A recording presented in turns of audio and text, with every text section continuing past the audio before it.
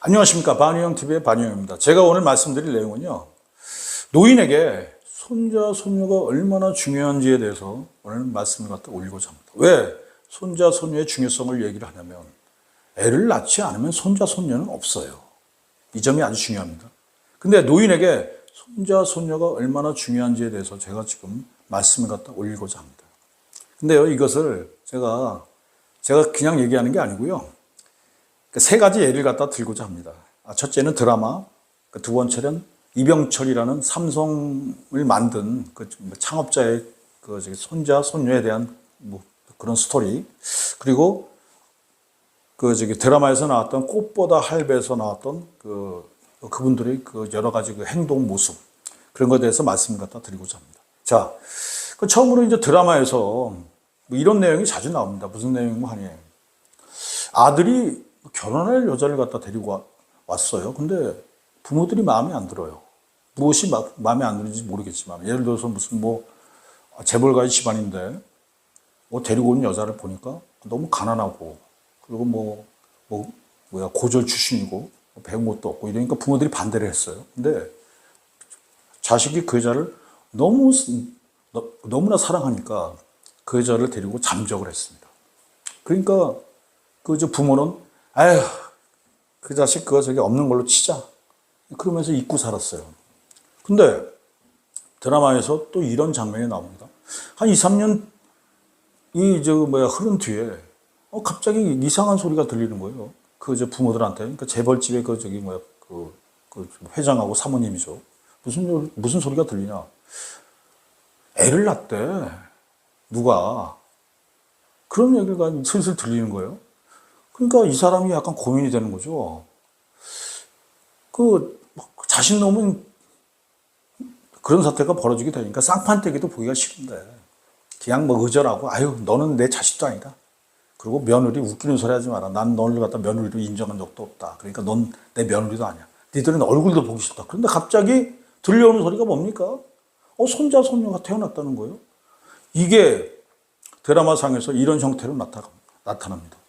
걔가 상당히 보고 싶은 거예요. 왜냐면 부모들은 나이가 이미 70대 정도 되니까요, 손자, 손녀에 대한 욕구가 아주 강해요. 이게 무슨 얘기인고 하니, 제가 평상시에 이런 말씀을 갖다 올렸습니다. 무슨 말씀을 갖다가 제가 올렸냐면, 인간은 이기와 욕망이 결합된 존재다. 인간은 선과 악이 결합된 존재다. 여기서 부모의 뭐가 작동됩니까? 욕망과 이기심이 작동되는 겁니다. 누구한테요? 이미 보기 싫은 자신 놈은 날려버리고, 그리고 며느리 걔는 내 며느리도 아니고. 그런데 여기서 누가 욕망을 자극하느냐? 손자, 손녀가 욕망을 자극하는 거예요. 그러니까 회장이라는 사람하고 사모님이라는 분들이 손자, 손녀는 한번 보고 싶은 욕망이 아주 간절하거든요. 왜냐면요, 길거리를 갖다 지나가다 보면은 이쁜 애가 있어요. 그럼 주변에서 걔 보려고 많은 사람들이 와가지고 아유 이쁘다, 아유 이쁘다, 그런 얘기 많이 해요. 근데 피도 안 섞인 그런 애들에게 어르신들이 그런 행동을 하는데, 아니 자기의 DNA를 갖다 시킨, DNA가 포함된 손자, 손녀가 태어났을 때 그때 무슨 생각이 들겠습니다. 어르신들이 무슨 생각을 하겠어요. 그러니까 드라마에서 이런 현상이 나타나죠. 무슨 현상이 나타납니까? 어느 날 갑자기 기사를 대동하고 나서 회장이 쓱 한번 갑니다. 그러면서 멀리서 한번 보죠. 근데 자기 손자를 보고 나니까 갑자기 욕망이 그냥 가슴속에서 그냥 뭉클한 게 올라오는 겁니다. 자기의 DNA를 물려받은 어린애, 귀여운 애를 보니까 그 욕망을 갖다 감당을 못해요. 그러고 나서 며칠 후에 찾아갑니다. 그러니까 며느리가 안녕하세요 아버님, 그러니까 그 며느리를 갖다 쳐다보지도 않아요. 그리고 자식이 아버님, 그러니까 걔도 쳐다보지도 않아요. 근데 지나가면서 쳐다보는 건 누구냐? 바로 손자, 손녀를 갖다 쳐다보고, 손자, 손녀를 갖다 안고 나서, 그리고 어떻게 진행됩니까? 야, 손자, 손녀를 갖다가 내가 좋아하니까, 그래, 니들하고 화해하고 그냥 잘 살자. 그런 식으로 끝납니다. 자, 그러고요. 두 번째로. 그 이병철 회장에 대해서 내가 그 말씀을 올린다고 제가 얘기를 갖다가 드렸습니다. 그 이병철 회장의 그 가족사에서 특이한 게 뭐냐면, 아들의 중에서 그 맹이라고 있어요. 맹이가 그 자기 아버지 이병철이죠. 이병철 그 회장의 그 비리를 갖다 청와대에다 갖다 줍니다. 왜냐하면 청와대에서 아버지를 정리해 주길 원하고요. 자기가 노리는 건 뭐냐면 삼성전자를 삼성전자가 아니라 삼성을 갖다 자기가 먹겠다 그런 생각으로 자기 아버지를 정리할 생각으로 청와대에다가 이병철의 그 비리를 담긴 서류를 갖다가 몽땅 제출합니다. 그런데 그 박정희라는 사람이 어떤 사람입니까? 그 박정희가 이병철을 불러가지고 그 서류를 갖다 던져줘요. 그러면서 집안 단속 좀 하고 좀 신경 좀 쓰셔야겠습니다. 그리고 평상시에 좀 자기 관리 좀 하세요. 그러니 얼마나 창피하겠습니까? 집에 와서. 그러고 나서 맹이하고 이병철 회장하고 의자를 버립니다. 근데 제가 하고 싶은 얘기는 이병철 회장이 자기 자식은 버렸어요. 그리고 자식은 맹이는 그 뒤에 쳐다보지도 않았어요. 근데 맹이한테 그 아들이 하나 있어요. 맹이가 장자거든요.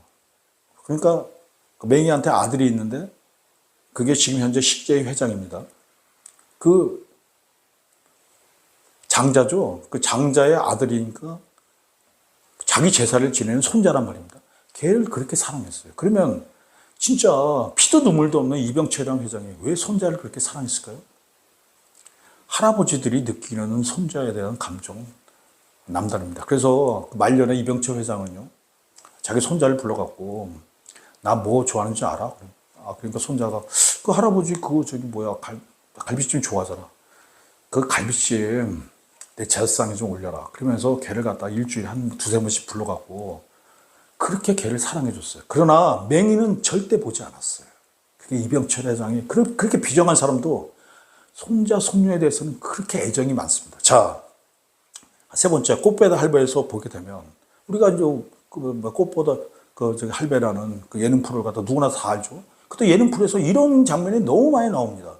자기 손자, 손녀를 갖다 보여주면서 그러면서 대하는 모습이 너무 많이 나와요. 내가 왜 이런 말씀을 올리냐? 꽃보다 할배에서 보게 되면 거기 나오는 사람들이 우리 손자야, 손녀야.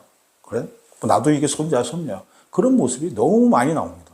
제가 이런 말씀을 갖다 드리는 이유는 뭐냐? 어르신들한테 손자, 손녀의 중요성은 엄청나다. 근데 당신이 결혼을 하지 않고, 그리고 당신이 결혼을 해도 애를 낳지 않는다면 당신에게 손자, 손녀는 없다. 그러므로 당신은 결혼을 하고, 그리고 당신이 결혼했으면 애를 낳으라는 그런 말씀을 갖다가 드리고자 합니다. 고맙습니다.